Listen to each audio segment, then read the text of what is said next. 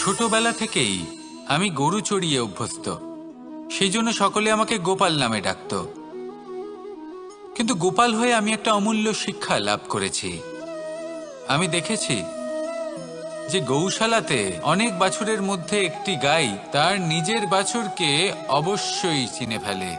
যেখানে সমস্ত বাছুর একই রকম দেখতে এবং প্রত্যেকের স্বরও সমান, তারপরেও সকল বাছুরের মধ্যে নিজের বাছুরকে ঠিক চিনতে পেরে যায় এবং তার সাথেই থাকে। ঠিক এইরকমই কিছুটা হয় আমাদের কর্ম এবং তার কর্মফল।